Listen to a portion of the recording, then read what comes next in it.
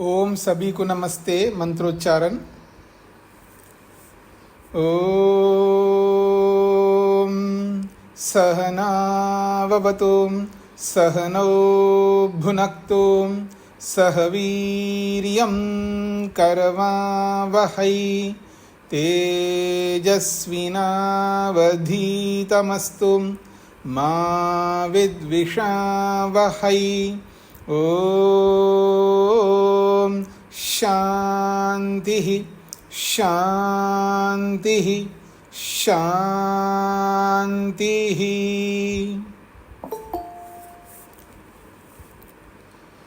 वैशेषिक दर्शन की कक्षा संख्या 56 है। चौथे अध्याय का प्रथम आहनिक हमने कल पूरा किया है। आज दूसरा आहनिक प्रारंभ हो रहा है। पृष्ठ संख्या 145। प्रथम आहनिक में मुख्य रूप से कारण द्रव्य को लेकर के बातें कही है।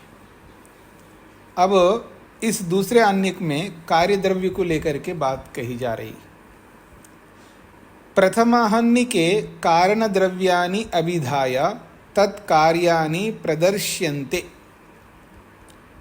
प्रथम आहनिक में कारण द्रव्यों को लेकर के बताया गया है। अब कारण द्रव्यों को बता करके तत्कार्यानि, उसके जो कार्य है, कारण द्रव्यों के जो कार्य द्रव्य है, उन कार्य द्रव्यों के बारे में प्रदर्श्यन्ते बताया जाता है।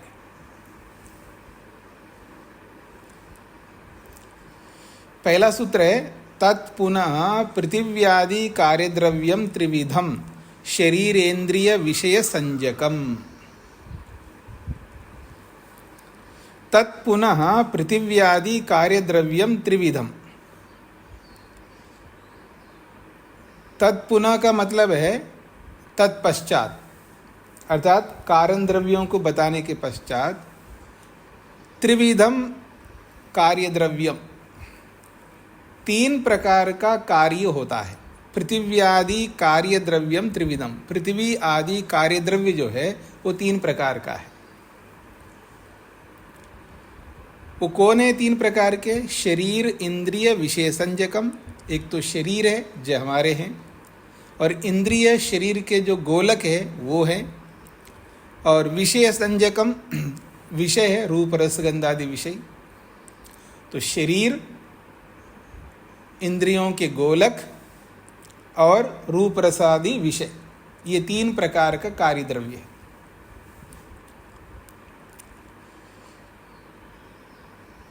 तत्पुनः, तत्पुनः को समझा रहे हैं तत्पश्चात, उसके पश्चात। किसके पश्चात? कारण द्रव्य अनंतरम, कारण द्रव्य के बाद में। यद उत्पाद्यमानम, जो भी उत्पन्न होता है, यद उत्पाद्यमानम, जो भी उत्पन्न होता है इस संसार में, पृथिव्यादि कार्यद्रव्यम त्रिविधम। पृथिव्यादिकम कार्यद्रव्यम, पृथ्वी आदि के कार्य जो है वो त्रिविधम अस्ति, 3 प्रकार का है। तच्चा, और वो 3 प्रकार कौन से हैं? शरीरेन्द्रिय विषय संज्ञकम। शरीरम यत् खलु भोगायतनम, शरीर जो है वो भोग का आधार है। आयतन कहते हैं आधार को। शरीरम यत् खलु, शरीर जो भी जिसको आप शरीर कहते हैं वो भोगायतनम, भोग का आयतन है, भोग का आधार है, भोग का बेस है। और वो है कैसा है वो शरीर? कहते चेष्टेन्द्रियार्थाश्रयश्च। और ये जो भोग का आधार है, भोग का आयतन जो शरीर है, वो किसको आश्रय देता है? चेष्टा इंद्रिय अर्थ आश्रयश्च। चेष्टा का आश्रय है,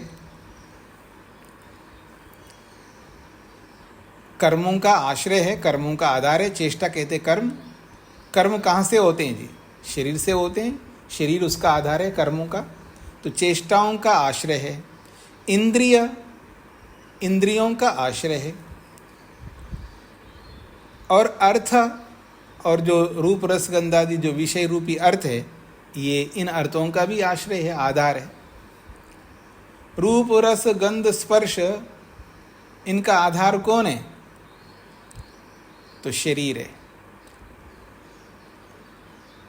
इस शरीर के लिए तो भी बनाए रूप रस गंध आदि, शरीर के लिए बनाए, कहो शरीर में रहने वाला आत्मा के लिए बनाए, वो अलग बात है, पर शरीर तो आधार है। शरीर को ध्यान में रख करके ही तो ये विषय है। तो चेष्टाओं का, इंद्रियों का और विषयों का जो आश्रय है, आयतन है, आधार है, वो शरीर है। और इन सब से करता क्या है? ये भोग करता है व्यक्ति, तो भोग का आधार है। और दुनिया में हम किस लिए आए जी? भोग करने के लिए। हम सब कौन है जी? भोगी है। भोगो अस्य अस्ति इति भोगी, भोग जिसका है वो भोगी। तो आप गर्व कर सकते मैं भोगी हूं? हाँ जी, आप गर्व कर सकते मैं भोगी हूं? आपको लगता है मैं भोगी हूं? हाँ जी बिंदिनी जी, आप गर्व कर सकते मैं भोगी हूं?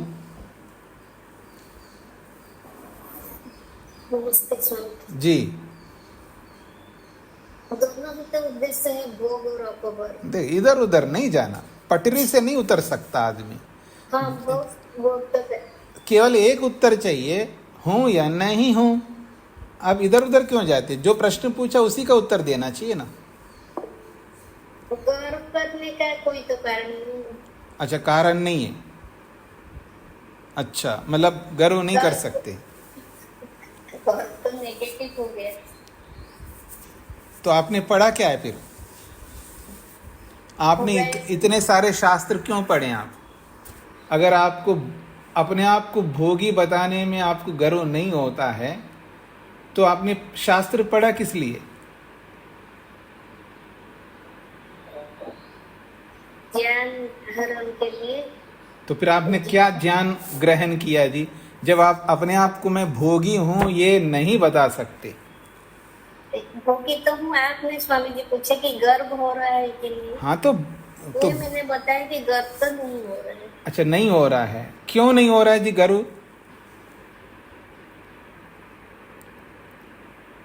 गर्व क्यों नहीं हो रहा है? अपने आप को भोगी बताने में गर्व क्यों नहीं हो रहा है? आप गर्व क्यों नहीं करना चाहते? अपने आप को भोगी बता करके गर्व क्यों नहीं करना चाहते हैं?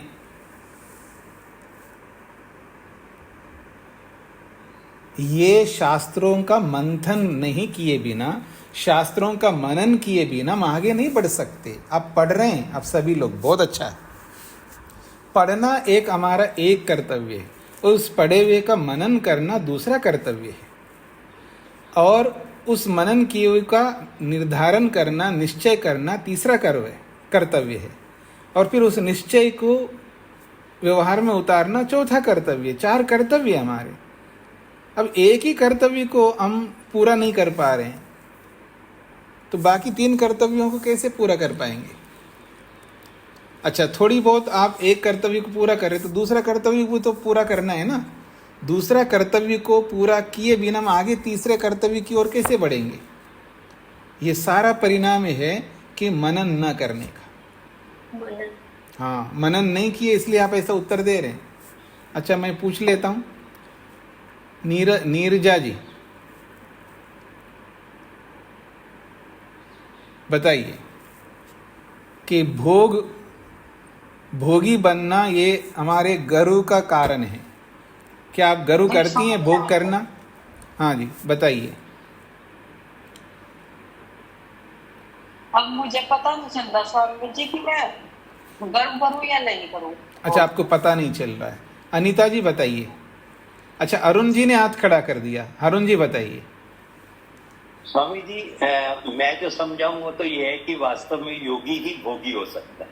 नहीं, इधर उधर नहीं जाना, प्रश्न का सीधा उत्तर आपको बताना है कि हमें गर्व करना चाहिए भोगी होने नहीं पर। चाहिए नहीं है, चाहिए तो बहुत कुछ है, हमें मुक्ति पाना चाहिए, हमको ये करना चाहिए, चाहिए नहीं पूछा जा रहा। प्रश्न सीधा है कि आप गर्व करते नहीं करते? करता हूं तो करता हूं, नहीं करता हूं तो नहीं करता हूं। अगर करते हैं तो क्यों करते हैं, नहीं करते हैं तो क्यों नहीं करते हैं? करता हूँ स्वामी जी। अच्छा, क्यों करते हैं जी गर्व? वही मैंने बताया, क्योंकि योगी ही भोगी हो सकता है। नहीं, फिर वो इधर उधर नहीं जाना, विषय से हट करके हमको नहीं जाना। देखिए, प्रश्न करना भी आना चाहिए, प्रश्न का उत्तर देना भी आना चाहिए हमें।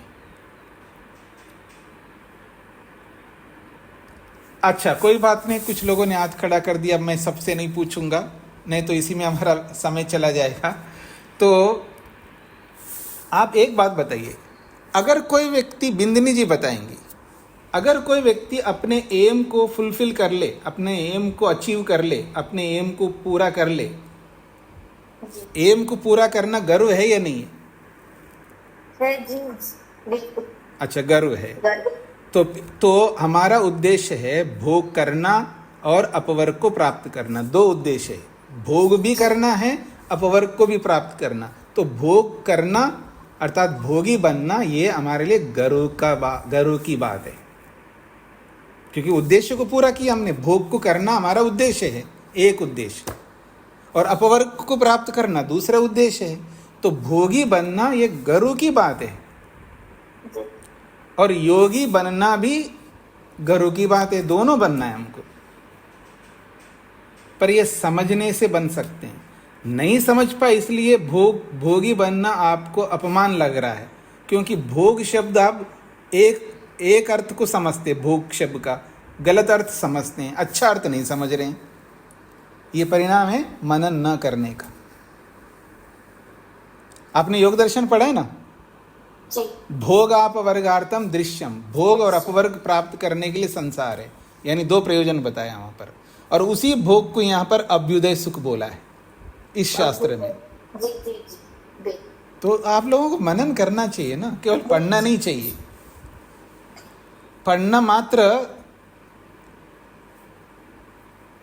नहीं करना है, पढ़ करके मनन भी करना चाहिए, तभी हम आगे बढ़ पाएंगे जी। तो आइए, तो भोग का आधार जो शरीर है, अगर शरीर ना हो तो भोग कर ही नहीं सकते हम लोग। कितना बड़ा बेस है हमारे लिए, भोग करने का आधार शरीर है, तो ऐसे आधार को कैसे रखना है हमें, जिससे हम अच्छे ढंग से धर्म पूर्वक अधिकाधिक भोग करके हम ईश्वर की ओर बढ़ सके। जिस बंदे ने, जिस आदमी ने भोग ही नहीं किया, वो अपवर्ग के लिए आगे बढ़ नहीं सकता। भोग किए बिना अपवर्ग नहीं मिल सकता, अभ्युदय को प्राप्त किए बिना निश्रेयस नहीं मिल सकता। एक ही बात है, शब्द अलग अलग है। इसलिए पुरुषार्थ किए बिना भोग नहीं मिलता, और भोग को पाकर के भोगी बनना ये अपने आप में गर्व की बात है। और समस्या ये है, आपके पास कुछ भोग है लेकिन उसको भोगते नहीं है, इसलिए गर्व कैसे करेंगे? हाँ, पैसा है उसको भोग नहीं सकते। हाँ, भोगना समझते हैं आप, पैसा है उसको भोगो। और भोगना केवल खुद को ही लगाना ही नहीं होता है, दूसरे को लगाना भी भोग होता है। मतलब पैसा को पूरा नहीं भोग सकता मैं भाई, अब भोजन कितना खा सकता हूँ मैं? हाँ जी, भोजन कितना खा सकूँगा मैं? पेट भरने तक ही तो खा सकूँगा, और पेट वैसे भी पूरा भरना नहीं होता है। लेकिन पेट में भी डाल रहा हूँ, दूसरों को भी दे रहा हूँ। सुख जो है भोग है ना, तो भोग करके सुख मिलता है। भोग क्या है आखिर? सुख ही तो है। और हम क्या करते हैं, खुद भी नहीं भोगते, दूसरों को भी नहीं देते भोगने के लिए। इतने महाकंजूस बन करके जीते हम अपने जीवन में। तो पैसा को भोगो, सोना चांदी को भोगो, वस्त्रों को भोगो, हर चीज को भोगो। जितना अपने ऊपर लगा सकते लगाओ, भोगो, बाकियों में लगाओ, दूसरों को दो। जैसे एक माँ होती है ना, बच्चे को दे करके बहुत सुखी होती है। बच्चा खा करके सुखी हो रहा, माँ दे करके सुखी हो रही है, भोग रही है वो। ये समझना होता है, भोग रही है वो माँ। माँ, पिता, गुरु ये भोगते हैं। और ज्यादा समझदार ज्यादा भोगता है। वो माता पिता कम समझदार है इसलिए कम भोगते हैं, वो अलग बात है। लेकिन जो ज़्यादा समझदार होता है वो ज़्यादा भोगता है। हम बिना भोगे उसको रख करके करेंगे क्या? और आप सब बोलते हैं साथ कोई नहीं ले जाता है, आप भी बोलते हैं और भोगते नहीं हैं। खर्च करना नहीं आता है आपको। आपने योग दर्शन में पढ़ा है ना, पत्नी ने पूछा है मेरे पड़ोसन जो है बच्चे वाली हो गई है, मैं कब हो जाऊंगी? तो पति कहता है अरे चिंता क्यों करती है, मैं मर कर के तुझे बच्चे पैदा करूंगा। जीते जी तो कर नहीं सकता और मर कर के करेगा ये आदमी। जो है उसको भोग नहीं सकते आप, उसको यूज नहीं कर सकते, और बिना भोगे आप मुक्ति के लिए मेहनत कर रहे हैं। क्या होगा?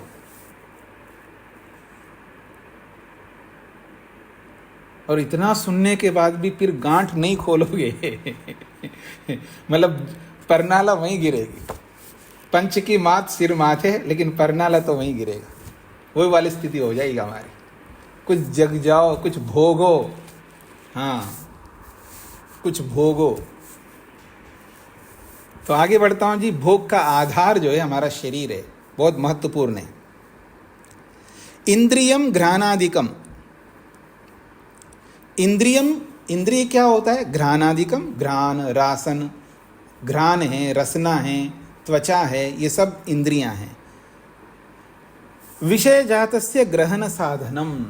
और जो विषय जातस्य, जो रूप, रस, गंध, स्पर्श, शब्द, इन विषयों को ग्रहण कराने का, अपनाने का, यानी ग्रहण कराने का, पकड़वाने का ये साधन होता है। इंद्रियम को समझा रहे हैं यहाँ पर। इंद्रियम, इंद्रिय क्या होता है? ग्रहणादिकम, ग्रहण, रसना आदि, ये पांचों इंद्रियां हैं। और ये क्या है? ये इंद्रियां विषय जातस्य, जो विषय है, रूप रस गंध आदि विषय है, उन विषयों को ग्रहण साधनम, ग्रहण कराने का, पकड़वाने का साधन बनते हैं। उसी को इंद्रिय कहते हैं। विषयस्तु, और विषय क्या होता है जी? ताभ्याम शरीरेन्द्रियाभ्याम अवशिष्टम। विषयाभ्याम, विषयस्तु ताभ्याम, उन दोनों से। किन दोनों से? शरीरेन्द्रियाभ्याम, शरीर और इंद्रियों को छोड़ करके, अवशिष्टम, जो कुछ बचा हुआ है ना, वो सब जो है विषय कहलाता है। शरीर और इंद्रियों को छोड़ करके जितना भी है वो सब विषय है। शरीर तो आधार हो गया किसका? इंद्रियों का और विषयों का। तो विषय कौन है? इंद्रियां तो समझा दिया, इंद्रियां जो है विषयों को ग्रहण कराते हैं। शरीर तो आधार हो गया। फिर विषय कौन है? तो कहते हैं शरीर और इंद्रियों को छोड़ करके जितना भी आपको दिखता है वो सब विषय है। शरीर और इंद्रियों को छोड़ करके जो कुछ भी है सब विषय है, और उन सबको हम भोगते हैं। अब ये अलग बात है, शरीर को भी भोगते हैं, खुद को भी भोगते हैं ना। मिरर के सामने खड़ा है, वाह कितना अच्छा हूं ना मैं, कितना अच्छा तैयार हो गया हूं ना। भोगते नहीं भोगते शरीर को? आपको जब शरीर भोग्य बन गया, शरीर भी विषय बन गया, तो फिर वहां आधार कौन बनेगा? आत्मा बनेगा।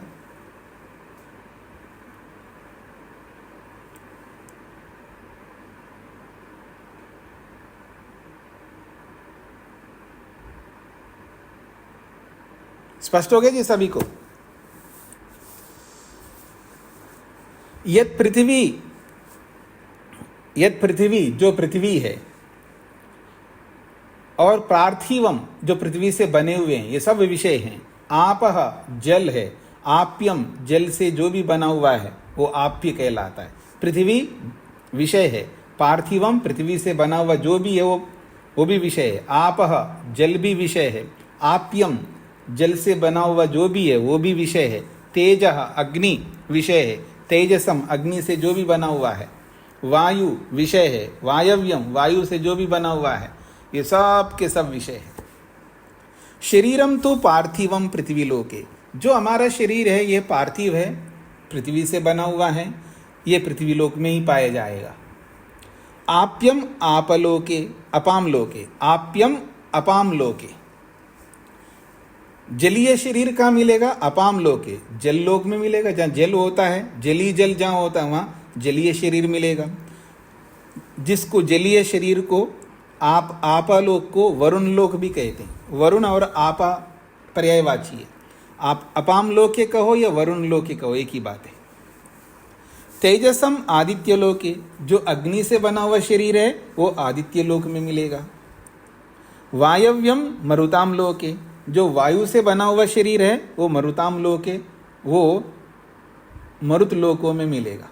तो इसको ऐसे समझ लीजिए, जैसे हमारा शरीर है, इसको पार्थिव कहते हैं, अर्थात इस शरीर में मुख्य रूप से पृथ्वी तत्व की अधिकता है, इसलिए पार्थिव शरीर पृथ्वी लोक में ही मिलेगा।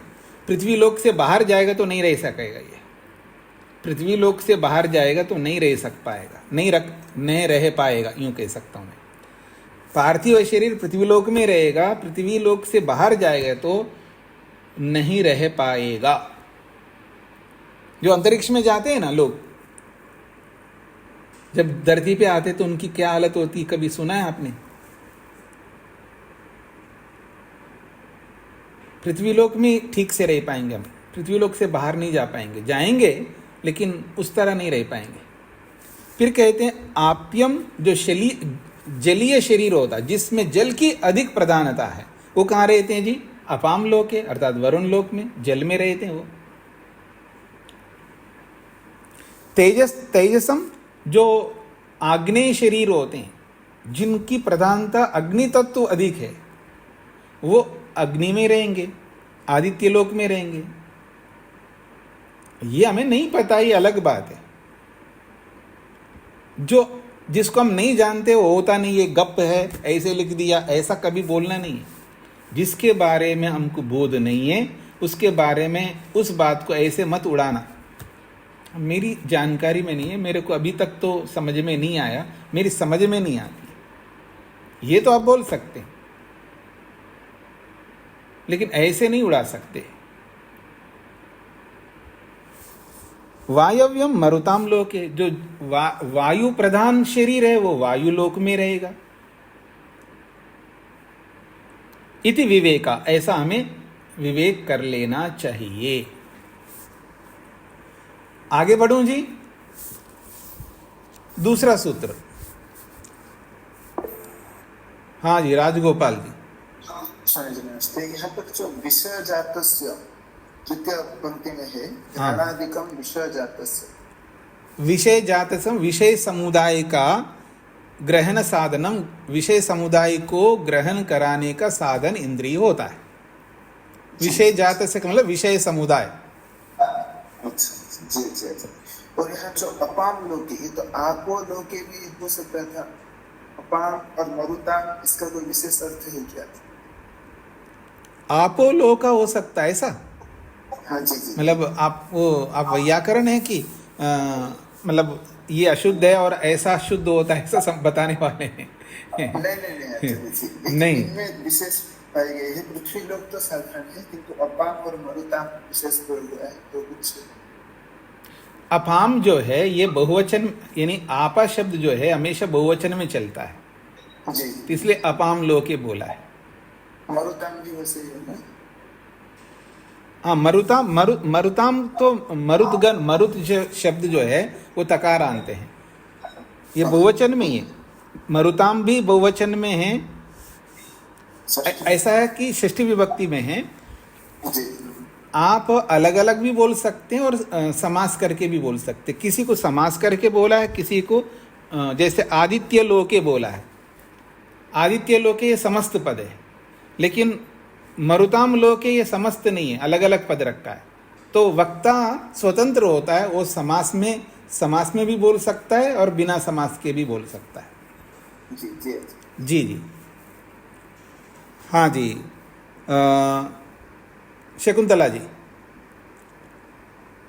हाँ, नमस्ते स्वामी जी। जी, मुझे ये प्रश्न हो रहा है कि यहाँ और पिछले आहनिक में भी पृथ्वी, आप, तेज और वायु के बारे में उसका उदाहरण दिया है, लेकिन शब्द का कहीं भी नहीं आ रहा है, तो इसका क्या कारण है?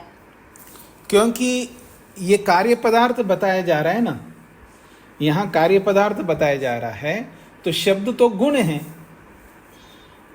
क्यों आकाश का कोई कार्य पदार्थ नहीं हो सकता है ना, आकाश तो नित्य है। यहाँ वैशेषिक में आकाश नित्य है, उसका कोई कार्य नहीं होता है। वायु मतलब पृथ्वी, जल, अग्नि, वायु, इन सब के कार्य होते हैं, लेकिन आकाश का कोई कार्य पदार्थ नहीं होता है। कभी कभी आप लोगों ने कहीं शास्त्र में, किसी भी शास्त्र में, किसी भी प्रवचन में कभी सुना होगा आकाश का कार्य? कोई नहीं हो सकता। इसलिए आकाश का कोई कार्य नहीं हो सकता, इसलिए नहीं बताएंगे जी। हाँ जी, गुप्ता जी। नमस्ते स्वामी जी। जी स्वामी जी, यहाँ पे लोग का मतलब जैसे पृथ्वी लोक हो गए, इसको कैसे ले रहे, पूरा भूखंड को ले रहे? तो आप ही बताइए पृथ्वी लोक को क्या लेना चाहिए? अब जैसे समुद्र को ले रहे हो तो आप वरुण लोक उसको बोल सकते हैं कि समुद्र का भूखंड हो गया, पूरा एरिया हो गया। नहीं, पृथ्वी लोक से पृथ्वी को ही लेंगे ना, उसमें जल थोड़ा आएगा पृथ्वी लोक में। जल तो अलग है ना, जल अलग है, पृथ्वी अलग है। अब ये अलग बात है कि वो जल रहता कहाँ है, वो एक अलग चीज है, पर पृथ्वी तो अलग है ना जल से, तो पृथ्वी को कहेंगे ना जी। जी तो आगे बढ़ता हूं जी मैं।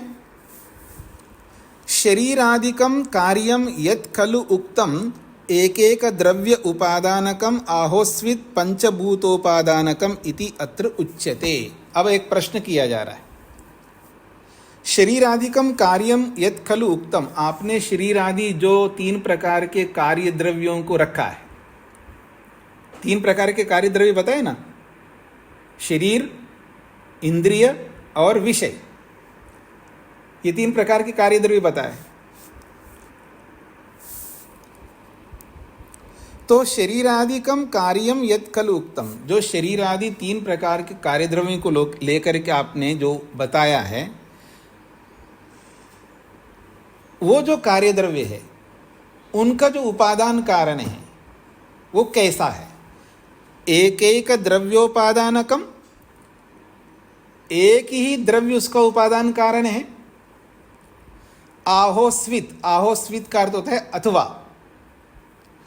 पंचभूत उपादानकम, 5 भूत उसके उपादान है, यानी एक भूत उपादान कारण होता है, यानी एक कार्य का एक ही भूत उपादान कारण होता है, अथवा 5 भूत उपादान कारण होता है। इति अत्र उच्यते, इसका समाधान किया जा रहा है। प्रश्न सबको स्पष्ट हो गया जी? जो भी कार्य द्रव्य आप देखते हो, उस कार्य द्रव्य का कारण द्रव्य, उस कार्य द्रव्य का कारण द्रव्य एक भूत है या 5 भूत है, ये प्रश्नकर्ता का प्रश्न है। 5 ना बोल करके वैसे 4 भी बोल सकते हैं, पर इन्होंने लिख दिया ऐसा। तो 5 भूत उपादान है या एक भूत उपादान है कार्य द्रव्य का, ये प्रश्न है। प्रश्न स्पष्ट हो गया सभी को? अब उसका समाधान देखिए। प्रत्यक्ष अप्रत्यक्षानां संयोगस्य अप्रत्यक्षत्वात् पंचात्मकम न विद्यते। प्रत्यक्ष अप्रत्यक्षाभ्याम, देखिए 5 भूतों में 3 भूत तो प्रत्यक्ष होता है हमको, और 2 भूत प्रत्यक्ष नहीं होता है। तो प्रत्यक्ष अप्रत्यक्षानाम भूतानाम, जो प्रत्यक्ष अप्रत्यक्ष दोनों प्रकार के भूतों का संयोगस्य अप्रत्यक्षत्व, दोनों का संयोग हमें प्रत्यक्ष ना होने से। अब मेरी ओर देखिएगा, इधर ये 3 भूत है, 3 उंगलियां दिख रही ना आपको, इधर 2 भूत है, और ये प्रत्यक्ष होते हैं आंखों से, ये दोनों भूत प्रत्यक्ष नहीं होते। अब इन दोनों प्रकार के भूतों का संयोग जब हो जाए, संयोग, वो दिखेगा क्या आपको? संयोग नहीं दिखेगा। पुष्पा आगे के क्या नाम है पता बताइए, आपको क्या समझ में आया? पुष्पा जी लिखा है। हाँ जी, हाँ पुष्पा जी बताइए क्या समझ में आया? जब तीनों मिलेंगी तब दिखाई देगी। एक तो दिखने वाला है और एक न दिखने वाला है, दोनों का जब संयोग होता है तो हमको दिखाई कैसे देगा? दिखाई तब देगा दोनों दिखने वाले हो, दोनों मिल रहे, गले मल रहे, जैसे पति पत्नी गले मिल रहे हैं, माँ बेटी गले मिल रहे हैं, भाई भाई गले मिल रहे हैं, दोनों दिखने वाले, दिखाई देता है गले मिल रहे हैं। समझ आ गया स्वामी जी। हाँ। दो नहीं दिखने, तीन दिखने वाले। जी, तो ये कह रहे प्रत्यक्ष अप्रत्यक्ष वाले पदार्थों का संयोग का प्रत्यक्ष ना होने से पंचात्मकम न विद्यति, प्रत्येक कार्य 5 भूतों वाला नहीं है। ये उत्तर है।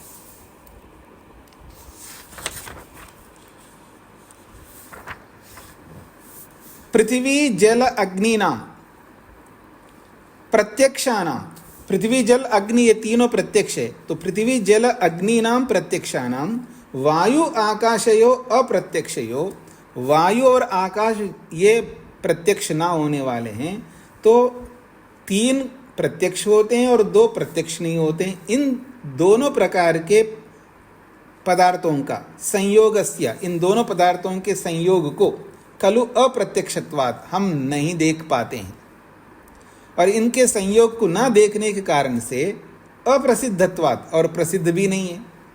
यानी ये दोनों प्रकार के तत्व संयोग होते हैं, ऐसा कोई कहीं प्रसिद्ध भी नहीं है। इसलिए पंचभूतोपादानकम शरीरादिकम कार्यम नास्ति, 5 भूतों वाला शरीर आदि कार्य नहीं है। ये उत्तर दिया है। संयुज्य ही द्रव्यानि कार्यस्य उपादानत्वं भजन्ते, संयोग को पाकर के ही कार्य द्रव्य का उपादान कारण बन सकते हैं। जो कारण द्रव्य आपस में संयोग को प्राप्त होंगे तभी तो कार्य द्रव्यों का कारण बनेंगे। जब संयोग ही नहीं हो रहा है दोनों का, तो फिर 5 भूत कार्य द्रव्यों का उपादान कारण कैसे बनेंगे, ये कहना चाह रहे। संयुज्य ही द्रव्यानि कार्यस्य उपादानत्वं भजन्ते, द्रव्यानि, द्रव्यानि का मतलब है कारण द्रव्य, संयुज्य संयोग को पाकर के ही कार्यस्य उपादानत्वं कार्य द्रव्यों का उपादान के रूप में भजन्ते बन पाते हैं। स्वकार्यम व उत्पादयन्ति, वो कारण द्रव्य अपने अपने कार्य द्रव्यों को उत्पन्न कर सकते हैं।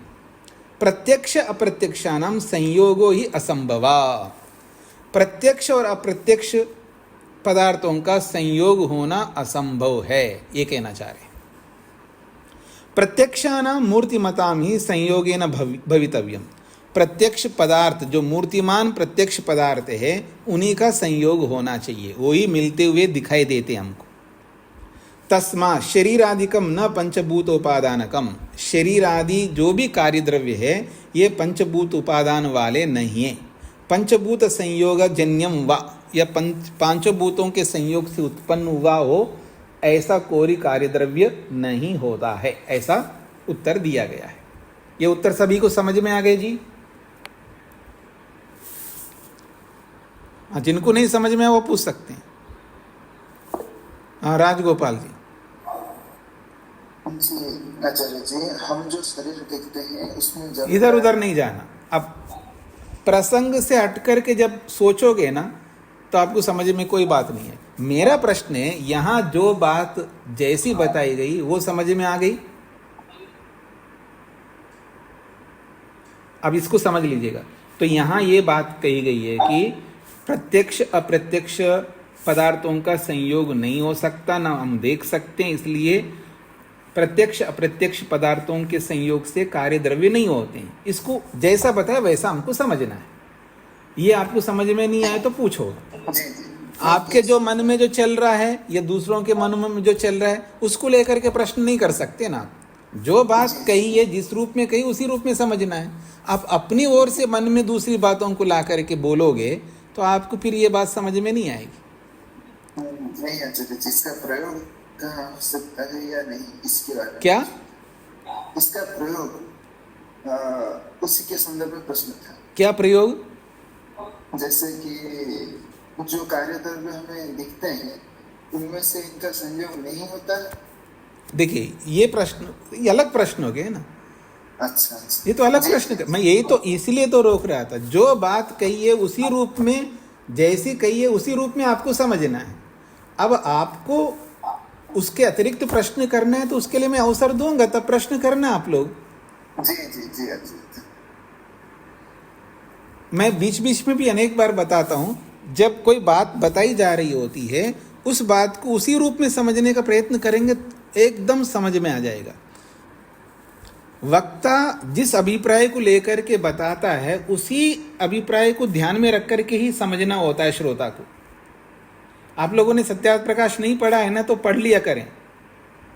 और उसमें भूमिका में भी बताया कि वक्ता के अभिप्राय के अनुसार ही अर्थ लेना होता है, समझना होता है। वक्ता के अभिप्राय से विरुद्ध आप समझने का प्रयत्न करेंगे तो बात कैसे समझ में आएगी। हाँ, उस वक्ता ने जो बात कही है उस पर आप प्रश्न अलग से करना है तो कर सकते हैं, उसमें कोई आपत्ति नहीं। पर एक बार पढ़ लो, समझ लो पूरा प्रसंग को, फिर आपके मन में जब प्रश्न आएगा तो पूछ लेना। और पूरा प्रसंग को पढ़ने के बाद अगर आप लोगों को समझ में आ जाए तो फिर आप प्रश्न ही नहीं करोगे। इसलिए उतावला नहीं होना चाहिए, धैर्य रखना चाहिए और वक्ता के अभिप्राय के अनुसार वक्ता की बात को समझना चाहिए, हमेशा दिमाग में रखिएगा। अरुण जी। स्वामी जी, इसमें भूमिका में कहा है कि 3 प्रकार के शरीर होते हैं, तो वो 3 प्रकार के शरीर कौन कौन से हैं इसमें? कौन से 3 प्रकार के शरीर होते हैं? ये दूसरे श्लोक के जो है सूत्र के जो है ना भूमिका में कहा है, शरीर के विषय में कह दिया कि 3 प्रकार के शरीर होते हैं। नहीं, हिंदी में पढ़ रहे हैं आप संस्कृत में? हिंदी वाला ही है, इसकी जो भूमिका है ना, ये जो सूत्र की दूसरे शरीर के विषय में तो कह दिया कि 3 प्रकार के शरीर होते हैं, परंतु वे 3 शरीर जो होते हैं वो एक एक शरीर 5 भूतों के बने हुए होते हैं अथवा उससे कम या एक एक के बने हुए होते हैं, इस विषय में कहते हैं। जी, इसमें 3 प्रकार के शरीर कौन? नहीं, 3 प्रकार के शरीर वो गलत लिखा है जी। प्रश्न ये नहीं, शरीर आदिकम कार्यम, संस्कृत देखिएगा, इसलिए मैं संस्कृत के अनुसार पढ़ाता हूँ, हिंदी देखता ही नहीं हूँ। तो शरीर आदिकम कार्यम, पहले सूत्र में 3 प्रकार के कार्य बताएं, शरीर, इंद्रिय और विषय, ये 3 प्रकार के कार्य बताए। ये तीनों प्रकार के कार्य एक एक भूत से उत्पन्न होते हैं या 5 भूतों से उत्पन्न होते हैं, ये प्रश्नकर्ता का प्रश्न है। तो हिंदी में जो लिखा है वो गलत लिखा है, उसको ठीक करके कर ले कि 3 प्रकार के कार्य होते हैं। हाँ जी, हाँ जी, टिप्पणी में लिख लीजिएगा, टिप्पणी में लिखिएगा, शरीर आदि के विषय में जो कहा गया है 3 प्रकार के कार्य होते हैं, ऐसा होना चाहिए। शरीर आदि के विषय में जो कहा गया है कि 3 प्रकार के कार्य होते हैं, परंतु वे 3, वो पूरा हिंदी वाक्य पूरा ही गलत लिखा है उन्होंने। गलत लिखा है ऐसा नहीं है, वो लिखने वाले ने तो ठीक ही लिखा होगा, लेकिन वो जो लेखक लोग होते हैं ना, जो मतलब लिखने वाले होते हैं या प्रूफ रीडिंग करने वाले होते हैं, वो गलत कर दिया इसको। जो अनुवादक है, अनुवादक साधारण आदमी नहीं है, वो विद्वान व्यक्ति है, इतनी बड़ी गलती वो नहीं कर सकते हैं, लेकिन वो जो लिपिक लोग होते हैं या प्रूफ रीडर्स जो होते हैं, उन्होंने इस वाक्य को गलत लिख दिया, वो संस्कृत के अनुसार नहीं लिखा, उसको आप समझ लीजिएगा। हाँ जी, आगे बढ़ूं जी मैं। वीरेंद्र जी को क्या कहना है? जी, स्वामी में सूक्ष्म कारण और भौतिक शरीर 3 प्रकार का नहीं होता। इधर उधर मत जाइएगा, वो प्रसंग नहीं, यहाँ पर वो प्रसंग नहीं, जो प्रसंग बताया गया उसी के अनुसार समझना है। 3 प्रकार के शरीर बताए हैं, 3 प्रकार के कार्य बताए हैं। एक तो शरीर बताया, एक इंद्रियां बताई है और एक विषय बताया है, ये कार्य है। और सूक्ष्म शरीर जिसको आप कहना चाह रहे हो वो कार्य नहीं है। पहली बात, जिसको आप सूक्ष्म शरीर बोल रहे हो वो कार्य नहीं है, तो इसके अंदर नहीं आएगा। समझ में आ गए जी वीरेंद्र जी? जी स्वामी जी। हाँ, तो इसलिए प्रसंग से हट करके नहीं सोचिएगा। तो आगे बढ़ता हूं जी मैं तीसरे सूत्र की ओर। किं तर्हि प्रत्यक्षाणां पृथ्वी जलाग्नीनां संयोगजन्यम त्रयात्मक शरीरादिकम। अच्छा ठीक है जी, पांच भूतों का शरीर नहीं हो सकता, पांच भूतों का इंद्रिय नहीं हो सकता, पांच भूतों के विषय नहीं हो सकते। तो जो प्रत्यक्ष पदार्थ हैं, जो प्रत्यक्ष दिखने वाले हैं, पृथ्वी जल अग्नि, ये तीनों प्रत्यक्ष है। तो तीनों का संयोग से ही अगर शरीर, इंद्रिय और विषय तीन प्रकार के कार्य बने हैं क्या? प्रश्नकर्ता अगला प्रश्न कर रहा है। आपने प्रत्यक्ष अप्रत्यक्षों का संयोग नहीं होता है तो पांच भूतों से बनते नहीं है कार्य। तो अगला प्रश्न है किन तर्री, क्या ऐसा है? प्रत्यक्षानाम पृथ्वी जलाग्नि नाम, प्रत्यक्ष होने वाले पृथ्वी जल अग्नियों का संयोग हो जाने, संयोगजन्यम, इन तीनों के संयोग से उत्पन्न त्रयात्मकम शरीरादिकम, तीनों भूतों से बने हुए शरीर आदि तीन प्रकार के कार्य होते हैं। यह प्रश्नकर्ता का प्रश्न है। पांचों का तो आपने मना किया, तो तीन प्रत्यक्ष होते हैं और तीनों ही मिलकर के तीन प्रकार के कार्य उत्पन्न करते हैं क्या? ऐसा प्रश्नकर्ता का प्रश्न है। तो अत्र उच्यते, उसका समाधान किया जा रहा है। न त्रयात्मकम, ये तीन प्रकार के कार्य तीनों भूतों से भी नहीं बने। न त्रयात्मकम शरीरादिकम कार्यम न प्रत्यक्षानाम पृथ्वी जलाग्नीनाम संयोगजन्यम त्रिभूतोपादानकम। शरीरादि जो तीन प्रकार के कार्य है वो प्रत्यक्षानाम पृथ्वी जल अग्नि नाम, प्रत्यक्ष होने वाले पृथ्वी जल अग्नि, इन तीनों के संयोगजन्यम, इन तीनों के संयोग से उत्पन्न होकर के त्रिभूतोपादानकम न, तीन भूतों वाले भी ये तीनों प्रकार के कार्य नहीं है। क्यों नहीं है जी? तो कहते हैं गुणांतर अप्रादुर्भावाच्च संयोगे खलु गुणांतरम प्रादुर्भवति। जब संयोग होता है तो उन दोनों का संयोग होता है तो दोनों से अलग ही कुछ चीज उत्पन्न होकर के आता है। संयोगे खलु गुणांतरम प्रादुर्भवति, संयोग होने पर कोई अलग ही नया ही गुण उत्पन्न होता है। यथा, जैसे कि उदाहरण दे रहे हैं, अरिद्रा चूर्णयो सति संयोगे लोहित्यम गुणांतरम तदुक्तम विलक्षणम द्रव्यम च प्रादुर्भवति। हरिद्रा कहते हैं जी हल्दी को, चूर्ण कहते हैं चूना। इन दोनों पदार्थों के संयोगे सति, इन दोनों के संयोग हो जाने पर लोहित्यम गुणांतरम, लाल एक है पीला पदार्थ, एक है सफेद पदार्थ, दोनों के संयोग होने पर लोहित्यम गुणांतरम, लाल रंग वाली वस्तु, भिन्न गुण वाली वस्तु, तद युक्तम पहले बता चुके हैं, और वो विलक्षण है उन दोनों से। विलक्षणम द्रव्यम, वो विलक्षण नया ही पदार्थ प्रादुर्भवति उत्पन्न होता है। न च तथा अत्र प्रादुर्भवति, ऐसे यहाँ इन तीनों प्रकार के कार्यों में ऐसा नहीं होता है। तीनों पदार्थों के संयोग से कोई विलक्षण अलग प्रकार का पदार्थ उत्पन्न होता हो, ऐसा बिल्कुल नहीं। यहाँ पर जितने भी कार्य द्रव्य है, ऐसा कोई कार्य द्रव्य नहीं है जो इन तीनों भूतों के मिलाने पर कुछ नया ही चीज बन करके आया हो, ऐसा कोई पदार्थ नहीं है। न च तथा अत्र प्रादुर्भवति, नहीं ऐसा कोई यहाँ उत्पन्न होता है। तस्मात्, इसलिए, न भूतत्रयोपादानकम, तीन भूत भी उपादान कारण नहीं है।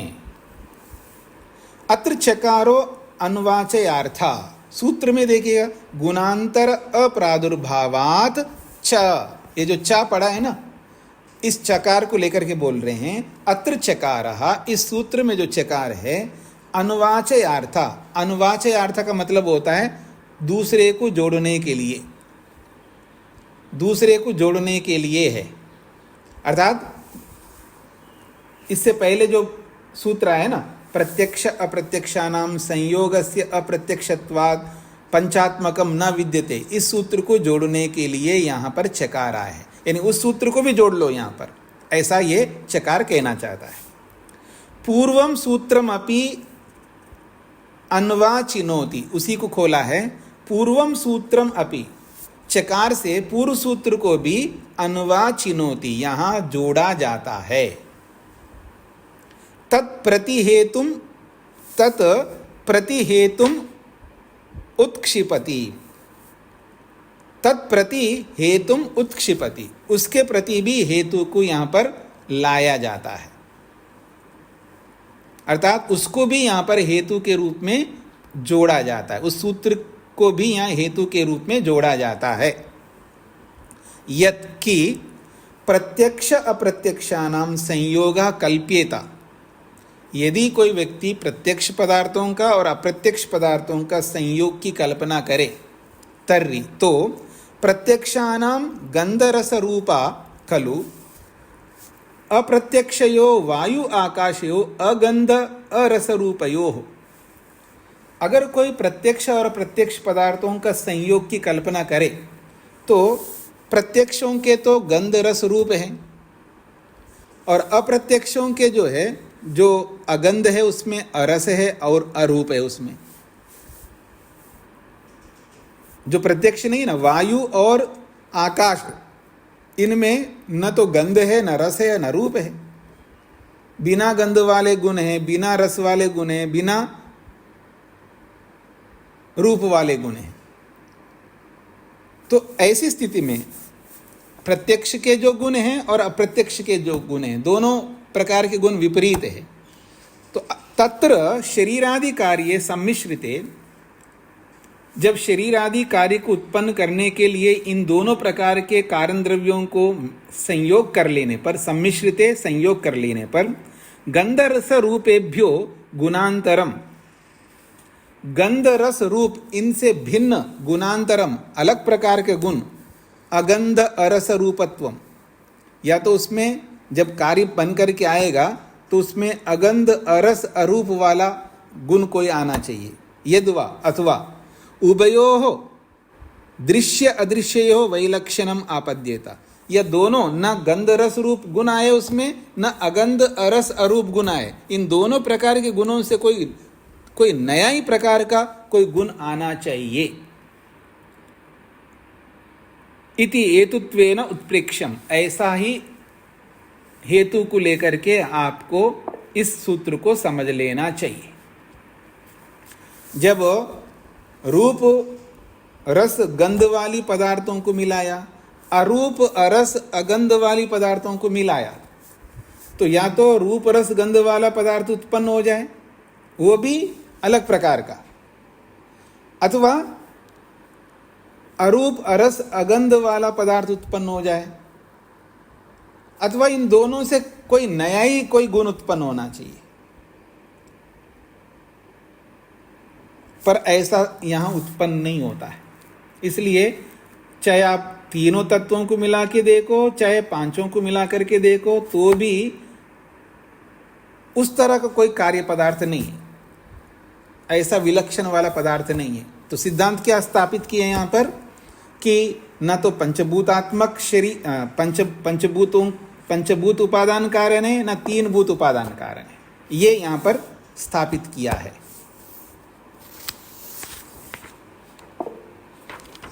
हाँ जी, कमलेश जी को क्या कहना है?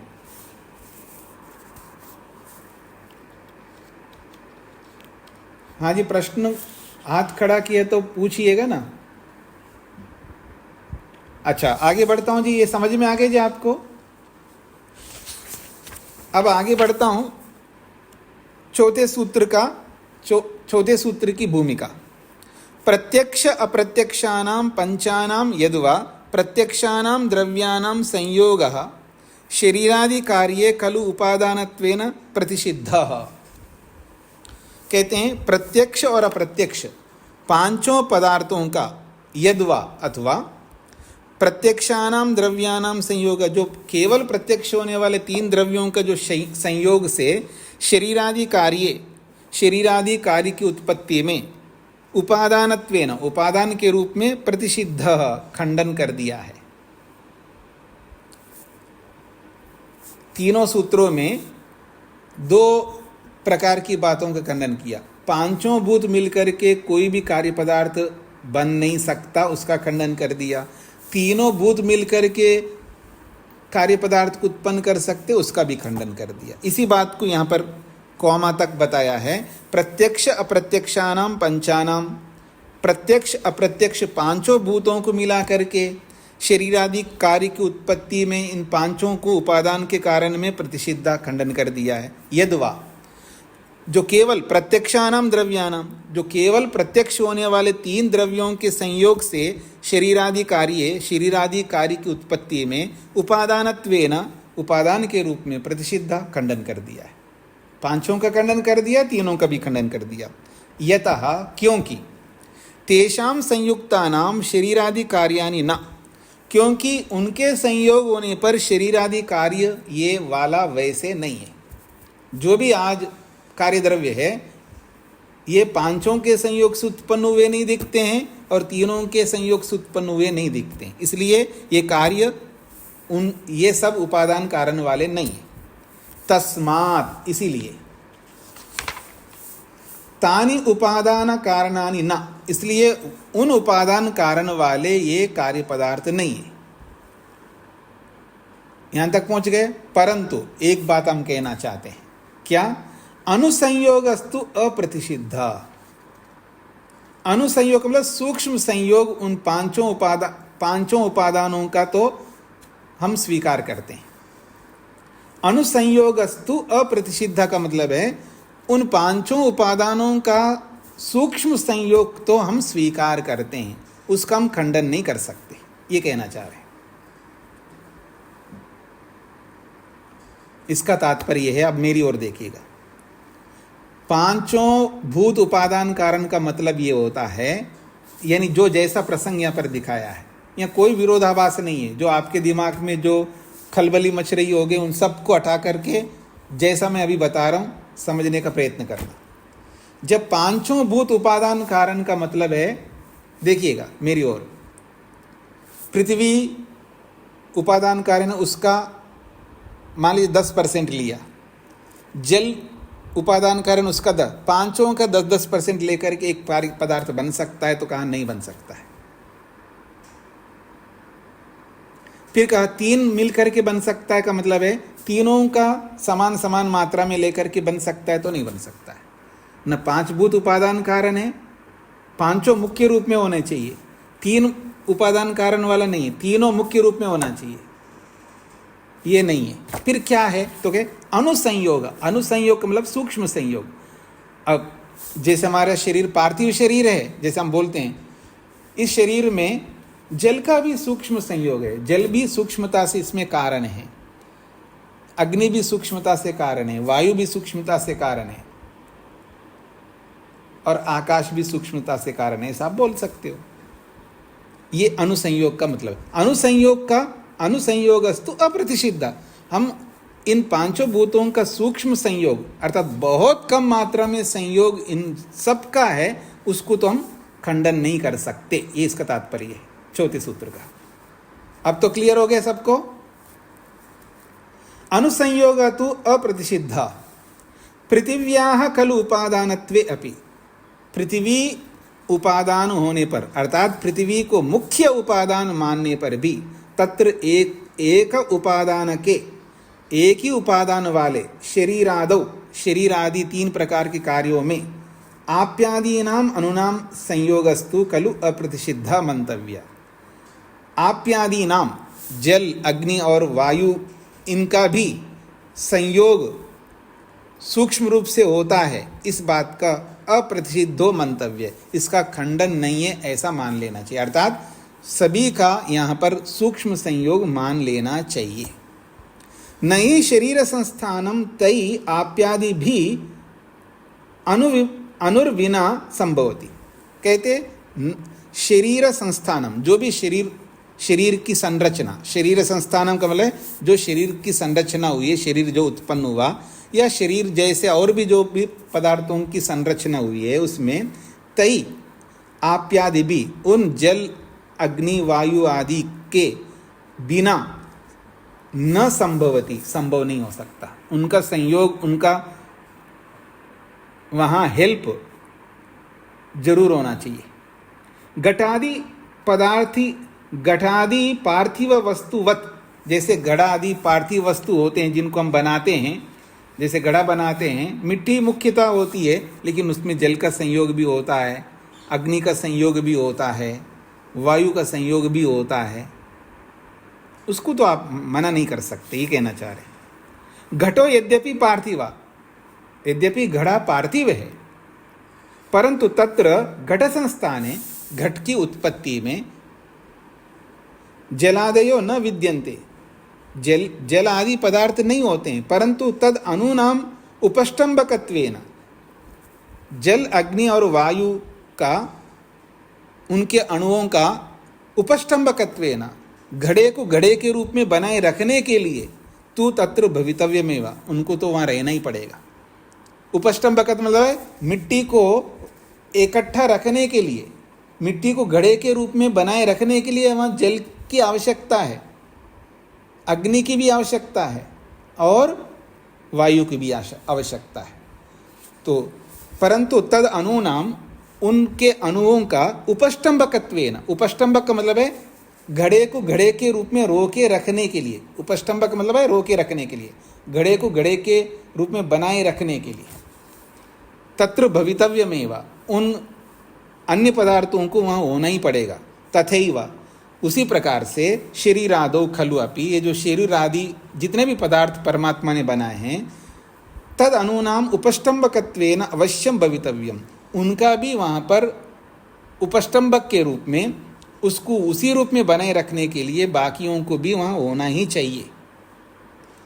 नोचेत, अगर ऐसा वो नहीं होंगे तो शरीरादौ क्लेद पाक व्यूह अवकाशानाम, शरीरादौ, शरीर आदि कार्य पदार्थों में क्लेदा जो गीलापन है शरीर में, पाक जो शरीर के अंदर जो पाचन क्रिया होती है, व्यूह, व्यू का मतलब है वहाँ पर गमन करने की जो स्थिति होती है, अवकाशानाम अवकाश देने का, यद्वा रस रूप स्पर्श अवकाशानाम असंभव स्यात्, उसमें रस नहीं होना चाहिए शरीर में, रूप नहीं होना चाहिए शरीर में, स्पर्श नहीं होना चाहिए शरीर में, आकाश नहीं होना चाहिए, फिर इन सब का असंभव हो जाएगा वहाँ पर शरीर में।